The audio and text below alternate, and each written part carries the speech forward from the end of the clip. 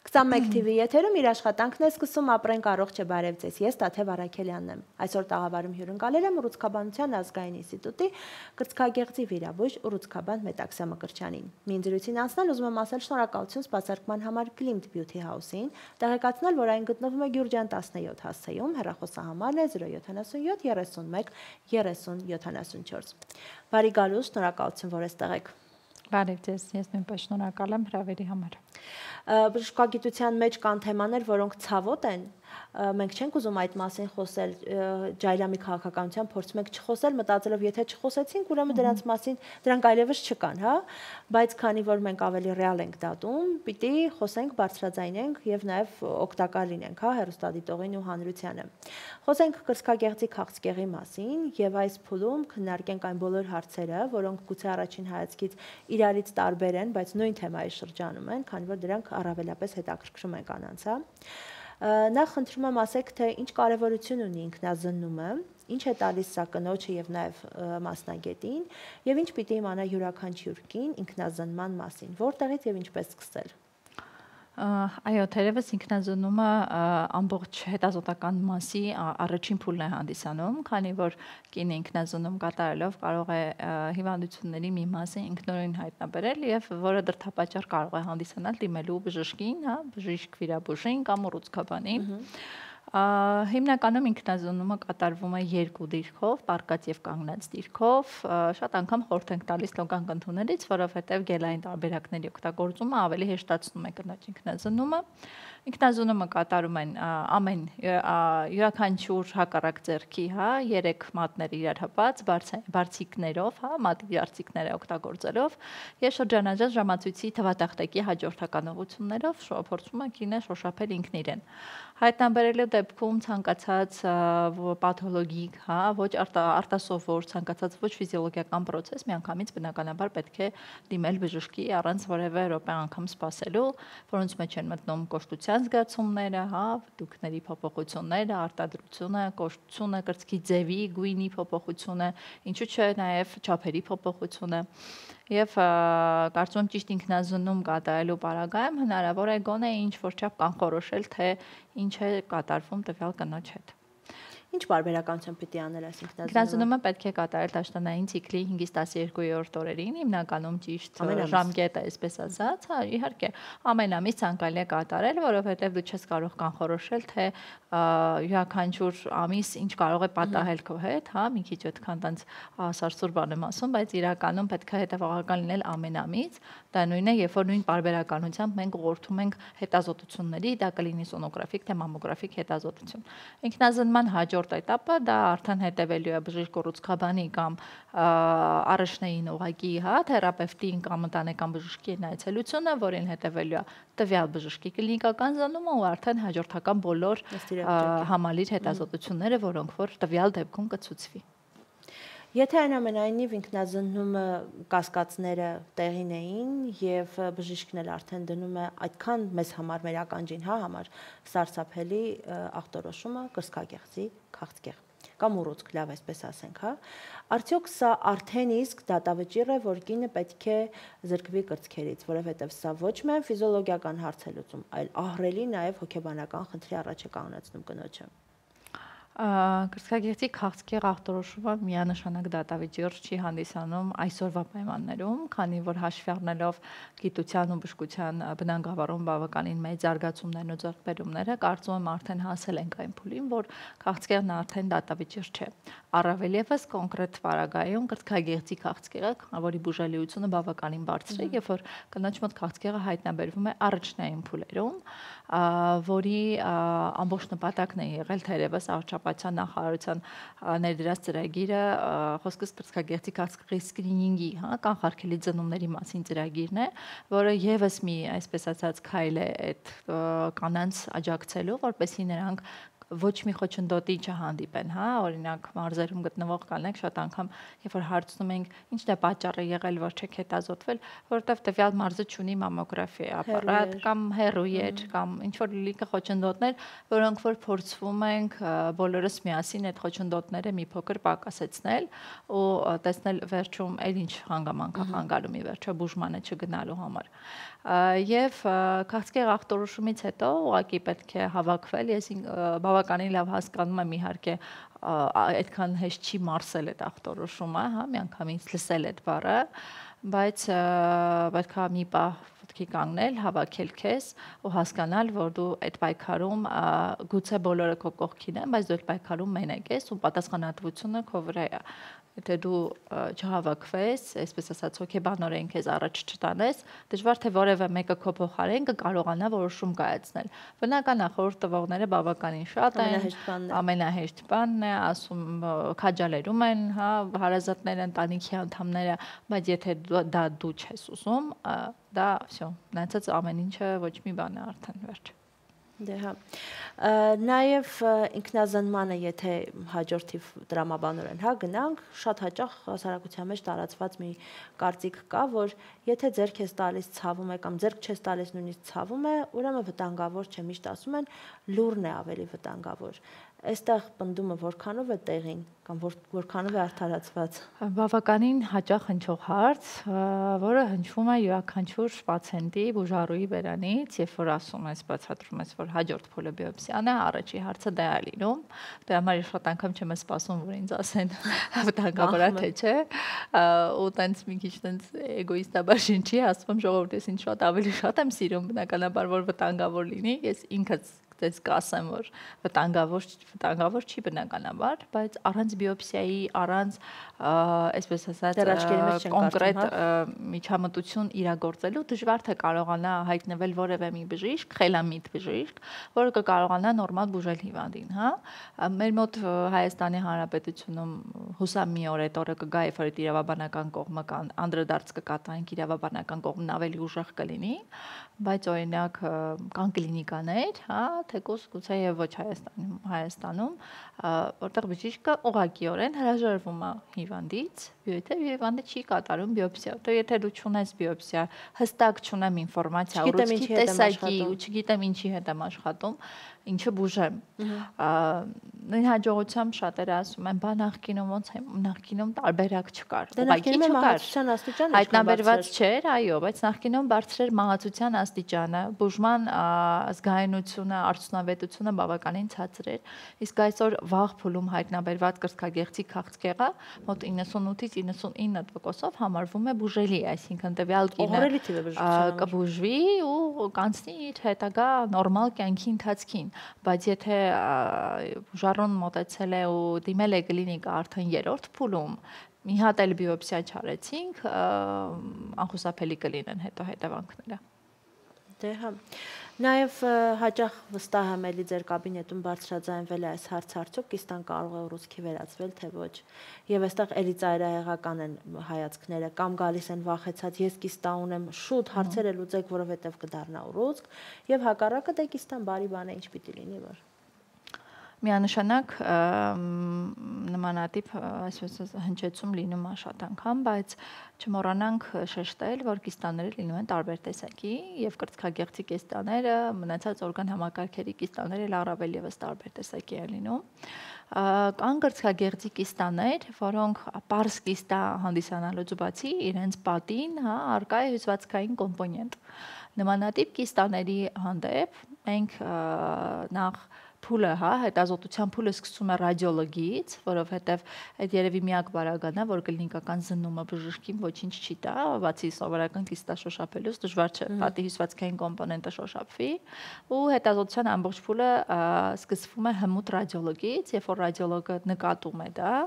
ու արդեն իր, այսպես ասած, դասակարգման համակարգով շեշտում է դնում, որ շադրության արժանի է։ Արդեն հաջորդ էտապը, արդեն թևակողում է գրագետ կլինիցիստի շրջանը, ու կլինիցիստը արդեն այդ պահից սկսած, երբ որ ռադիոլոգը շեշտել է, որ կիստայի պատում առկա է հյուսվածքային կոմպոնենտ, արդեն պետք է սկսել հետազոտությունները ընդլայնել, հասկանալու համար տվյալ հյուսվածքային կոմպոնենտը ինչ է իրենից ներկայացնում, որտեվ չեմ ուզում վախեցնել, բայց կա ինչ-որ տոկոս, երբ որ այդ հյուսվածքային կոմպոնենտները ի վերջո քաղցկեղ են դառնում, կամ դարձած է լինում ու հայտնաբերվում է մեր հետազոտությունների արդյունքում, ընդհանուր ինչու ոչ լինում է դեպքեր, երբ որ միանգամից բիոպսիա են առաջարկում այդ պարագայում։ ու արդեն դրան հաջորդող մնացած հետազոտությունները արդեն հյուսվածաբանական պատասխանը ինչ կգա։ Իսկ ինչ վերաբերվում է պարզ կիստաներին, բաց մախտորոցավոր կիստաներին, տիպ կիստաների բուժումը յուրաքանչյուր իր առանձնահատուկ բուժման տեսակը ունի, բայց եթե վերաբերվում է պարզ կիստաներին, բնականաբար իրենցից վախենալ պետք չէ։ Ամեն դեպքում պետք է տարանջատումը պետք է տարանջատումը տալ եւ ուզում եմ ասել, որ լինում է դեպքեր, օրինակ, երբ որ բազմաթիվ փոքրիկ, շատ փոքրիկ միլիմետրալ կիստաներ են լինում, ու ասում ես, բուժում պետք չի, սենց թերահավատորեն ասում են, դե այտենց ոնց է, հա, այս կհաստատված չէր հասկանում։ Շատ հայտնի սկեչը հիշեցի։ Պետք չի այդ կիստաներին կպնել ու կանաչը դարձնել հիվանդ, եթե ուղղակի ունի ֆիզիոլոգիական կիստոզ փոփոխություններ կրծքում, պետք չի իրան հիվանդ դարձնել ու սկսել ջանալ բուժել ինչ-որ հորմոնալ պրեպարատներով։ Հիմա շատ շրջապտույտի մեջ են հայտնվել կիսահորմոնալ պրեպարատները, կենսահավելումները, հա, որոնք որ ոչինչ են ուղղակի այսպես սրտի հովարանք։ Հետազոտություններից եթե խոսելու լինենք, այն որ բիոպսիայից մենք հիվանդագին վախեր ունենք, դա նորություն չէ, բայց միևնույն ժամանակ մենք նաև վախենում ենք ու նաև միֆերով հարուստ է մամոգրաֆիկ հետազոտությունը, որ կարող է մամոգրաֆիան ուռուցքը ագրեսիվացնել, արթնացնել եւ այլն։ Մամոգրաֆիան կարող է վտանգավոր լինել։ Մամոգրաֆիան չի կարող վտանգավոր լինել, որովհետև մամոգրաֆիկ հետազոտության արդյունքում արձակված ռենտգեն ճառագայթների դոզան այնքան ցածր է, որ կինը պարբերաբար մի ամսվա ընթացքում մի քանի մամոգրաֆիկ հետազոտություն պիտի անցնի, որպեսզի այդ ճառագայթային դոզան ունենա ու վտանգավոր լինի իր համար։ Իսկ մամոգրաֆիկ հետազոտության ինչու՞ չէ նաև մնացած հետազոտությունների դեպքում հետազոտության, այսպես ասած, ճշգրտության մեխը ու կարևորությունը այնքան կարևոր է, որ այդ ճառագայթային դոզան կարելի է հաշվի չառնել, հա։ Հաշվի առնելով, որ մամոգրաֆիկ հետազոտությամբ միանգամից կարող է հայտնաբերվել քաղցկեղը կամ կատե հետազոտությամբ ինչ-որ օրգան համակարգի տարածումը։ Եվ իհարկե ցավոք, բայց չմոռանանք, որ մեր այսօրվա պայմաններում մենք ավելի շատ ճառագայթներ ենք ստանում տարբեր տեղերից, ինչու՞ ոչ հենց բջջային հեռախոսներից ու համակարգչից, որի դիմաց անընդհատ մեծ մասը մենք աշխատում ենք ու կենտրոնանալ միայն մամոգրաֆիկ ճառագայթի վրա պետք չէ։ Ունենում ենք դեպքեր ցավոք, որ տենց մեր բացատրածները երբ արդյունք չեն տալիս, մեկը հրաժարվում են մամոգրաֆիկ հետազոտությունից, բայց հավաստիացնում եմ, որ դա հակադարձ համեմատական էֆեկտ է ունենում այդ հրաժարումը ու իրականում շատ ավելի բարդ է դառնում կլինիցիստի աշխատանքը, որտեղ բուժարուն եկել է քոզ մոտ բուժվելու որոշակի պայմաններով, այդ դեպքում բժշկի ձեռքերը կապվում են։ Այն, որ կրծքագեղձի քաղցկեղը ժառանգական, այսպես ասած, տար ունի, սա արդեն ապացուցված է, այն որ ժառանգականությունը առհասարակ կոդավորում է եւ շատ հարցերի պատասխան է, սա էլի չքննարկվող երևույթ է, բայց մյուս կողմից էլ մտածել, որ ժառանգականության մեջ եթե կա կրծքագեղձի քաղցկեղով հիվանդ, ուրեմն մենք դատապարտված ենք, մեղմ ասած դա էլ գրագետ չի։ Ինչ կասեք բոլոր նրանց, ովքեր ընտանիքում ունեցել են, հա, ժառանգական այսպես փոխանցվող այս խնդիրը եւ իրենք արդեն այսպես ասած կոդավորած ինքները իրենց սպասում են, որ շուտով պիտի այդ սարսափելի դիագնոզը նաեւ իրենց համար դրվի։ Մեզ մոտ երբ որ ուրցքաբանության կլինիկայում երբ որ պացիենտը դիմում է կլինիցիստին, հա, վերաբուժին ուրցքաբանին, մենք միշտ հիվանդի խորհրդատվությունը զուգահեռում ենք հարազատների խորհրդատվությամբ հիմնականում ու հարցնում ենք կան ունեք աղջիկ, հա, մայրիկ եւ այլն, բայց դա հիմք չի։ Եթե ժառանգական ծանրաբեռնվածությունը հստակ արկա է, այսինքն ընտանիքում արկա բոլոր կանայք, հա, կամ տվյալ, այսպես ասած, ընտանիքի հաջորդական սերունդներում բոլոր կանայք գրեթե ունեցել են կրծքագեղձի քաղցկեղ, արգանդի, ձվարանների, ենթաստամոքսագեղձ կամ տղամարդիկ շագանակագեղձի քաղցկեղ, ապա այդ պարագայում խորհրդադրվում ուղղակի գենետիկ մասնագետի խորհրդատվություն, հա։ Գենետիկ մասնագետի խորհրդատվությունը անցնելուց հետո գենետիկ մասնագետը ինքն է նշում, արդյոք անհրաժեշտ է անցնել, հա, գենետիկ թեստավորում թե ոչ, որտեվ այդպես չի, որ ուղղակի բոլորը գնան ու զենան թեստավորում անեն, գենետիկները կանեն ոչ, մինչև խորհրդատվությունը չանցնեն, մինչև չհասկացվի, թե կոնկրետ որ խումբ գենետիկական գեները պետք է ստուգել, որ մարկերները պետք է ստուգել, բնականաբար թեստավորում չի իրականացվում։ Թեստավորումը իրականացնելու պարագայում, եթե այսինքն հայտնի է, որ կան ռիսկերը, տվյալ կինը ունի ընտանիքում եւս կրծքագեղձի քաղցկեղով խնդրով ինչ-որ մեկը, հետեւքում գենետիկ թեստավորումը հիմնականում երկու հիմնական գեների ուսումնասիրությամբ է զբաղվում, տվյալ պարագայում, կրծքագեղձի քաղցկեղի պարագայում, դա BRCA1 եւ 2 գենետիկ մուտացիաներն են, որոնք որ փոխկապակցվածություն ունեն կրծքագեղձի քաղցկեղի եւ ծվարանների քաղցկեղի անմիջական ռիսկի հետ, բայց ընդհանուր առմամբ եթե տոկոսային հարաբերությամբ ասենք, ժառանգական քաղցկեղների տեսակը կրծքագեղձի դեպքում կազմում է ընդամենը 5-ից 10%։ Այսինքն դա բավականին քիչ է, բայց դե իհարկե ուռուցքաբանության մեջ այդ փոքր չնչին տոկոսներն համարվում են վերջում ահռելի տոկոսներ։ Այստեղ նաև հակառակն էլ հարցս կանխեցիք, որ այն որ եթե չկա ընտանիքի անդամների կամ մոտ հարազատների մոտ արձանագրված դեպքեր, դա դեռ չի նշանակում, որ մենք ապահովագրված ենք։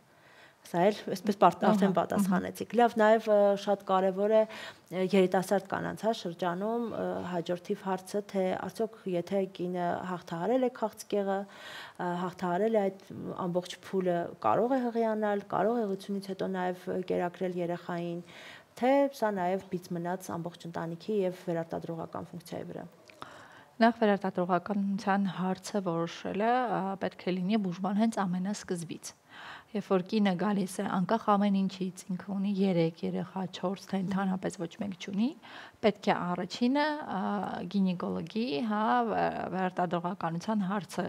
առաջ դնել եւ կատարել գինեկոլոգի խորհրդատվություն, մանկաբարձ գինեկոլոգի, վերարտադրողաբանի խորհրդատվություն, որպեսզի հասկանալ այդ պարագայում խորհրդատվություն պարտադիր պիտի անցնել ու իհարկե ես ամբողջովին հասկանում ու կիսում եմ, որ բնականաբար ծվապիճի սառեցում, բոլոր այդ բաղարիստական բեղմնավորման միջոցները դրանք ահռելի գումարներ են, բայց դա բժշկի, այսպես ասած, լուծելու խնդիրը չի ու դու պարտավոր ես առաջինը զգուշացնել դա։ Որովհետև եթե հիվանդը ստանում է քիմիոթերապիա, այդ դեպքում վերարտադրողական առաջնային օրգանները սկսում են տուժել, դա ծվարանները բավականին շատ հաճախ սկսում են տուժել ու դա բուժումից առաջ պետք է մտածել, եթե հիվանդը պետք է ստանալ քիմիոթերապիա, որովհետև քիմիոթերապիայից հետո ծվարանների ֆունկցիայի վերականգնումը կիսով չափ հարցականի տակ է ընկնում։ Եթե քիմիոթերապիայի մասին խոսք չի լինելու ու կլինի հորմոնոթերապիա, եկեք չմոռանանք նշել ու հատուկ շեշտել, որ կան տեսակներ, որոնց դեպքում կնոջ կյանքին վտանգ է սպառնում, ուղղակի հետագայում հղիություն կրելու պարագայում։ Խոսքս հորմոն դրական ուռուցքների մասին է, որոնց դեպքում ես ինքս ու ինչու ոչ իմ բոլոր գոլեգաները գրեթե կարծում եմ համաձայն կլինեն, մենք խորհուրդ չենք տալիս այդ ժամանակ հղիություն, եթե կնոջ մոտ առկա է հորմոն դրական։ Կան դեպքեր, որոնք որ ինչու ոչ մեդիայում շրջանառվում է, որ կինը 5 տարի հորմոնոթերապիա ստանալուց հետո դադարեցնում է ու հղիանում է ու ծննդաբերում է, բայց ինչ գնով։ Դա լինում է հիվանդության կրկնության գնով, տվյալ կնոջ մոտ կարող է լինել հիվանդության կրկնություն։ Եթե հիվանդը տեղյակ է, դու բացատրում ես, որ ինքը ունի նման ռիսկեր, բայց չունի այլ տարբերակ, շատ լավ, հասկանանք ոնց ենք առաջնորդվելու ու ոնց անենք, որ մաքսիմալ պաշտպանենք կնոջը հետագա հիվանդության կրկնությունից ու հետագա ռիսկերից։ Բայց կան կրծքագեղձի քաղցկեղի տեսակներ, որոնց դեպքում ընդհանրապես խնդիր չի ստեղծում հետագա հղիությունը, եթե կրծքագեղձը վնասված չէ, այսինքն վիրահատությունը այնպես ուրիշ այն մեթոդով չի կատարվել, որ գեղձը վնասված է, թույլատրվում է եւ հղիություն եւ հետագայում երեխայի կերակրում, կան օրինակ եռակի բացասական տեսակ ուռուցքներ, որոնց դեպքում թույլատրվում է միանշանակ հղիություն, այսպես ասած օնկոլոգիական զգուշավորության տարիները անցնելուց հետո դա խոսքը 3-ից 5 տարին է, հարաբերական 3-ից 5 տարի։ Դա էլ մի բան հիշեցի, երբ որ օրինակ մենք ասում են ինչքան եմ խմել օդեղը, ասում ենք 5 տարի, ասում են 5 տարին լրանում է, ուղիղ 5 տարի այդ օրը գալիս է, ասում են վերջացրեցի, ասում ենք լրացավ 5 տարի։ Չէ, պայմանական 5 տարի, դու որ ասում ենք չգիտեք, պետք է շարունակեք, որովհետև գոյություն են կլինիկական գործելակար, գոյություն ուղեցույցներ, որ դա մեզ համար է արվում, եւ այլն, դուք ինձ ասել եք 5 տարի, դա համար օնկոլոգիական զգուշավորության, որտեղ կան տեսակներ, իրականում կրծքագեղձի քաղցկեղը ունի տեսակներ, յուրաքանչյուր տեսակ, այսպես ասած, իր ապահովության տարիներ ունի, այսինքն 3 տարի հետո համարենք մի փոքր խորը շունչ քաշենք, 5 տարի հետո մի քիչ շունչ քաշենք, բայց գոռնությունը չկորցնելով։ Շատ լավ, շնորհակալ եմ շատ։ Եվ որպես ամփոփում ես եւս մեկ անգամ ձեր թույլտվությամբ ուզում եմ ասել, որ բոլոր դեպքերում այսօր բժշկությունը այնքան զարգացած է, որ միշտ կան օգնելու տարբերակներ եւ այդ օգնելը մեկի դեպքում ամբողջությամբ կատարել առողջացումն է, մյուսի դեպքում կյանքի որակի բարելավումը, մյուսի դեպքում կյանքի տևողության երկարումը, բայց միևնույն է միշտ բժշկությունը պատրաստ է եւ ունակ է օգնելու եւ պետք չէ զենքերը վայր դնել ու մտածել, եթե ինձ մոտ ախտորոշվել է կրծքագեղձի քաղցկեղ, ուրեմն պետք է լուռ նստել ու սպասել վերջին։ Շնորհակալ եմ շատ, սիրելի հեռուստադիտողներ, հիշեցնեմ եւս մեկ անգամ, որ զրուցակիցս Ուռուցքաբանության ազգային ինստիտուտի կրծքագեղձի վիրաբույժ Ուռուցքաբան Մետաքսյա Մկրտչյանն էր։ Եվս մեկ անգամ ասեմ շնորհակալություն նաև սպասարկման համար Glint Beauty House-ին, տեղեկացնելով, որ այն գտնվում է Գյուրջան 17 հասցեում, հեռախոսահամարն է 077 31 30 74։ Տնտեսություն, կհանդիպենք։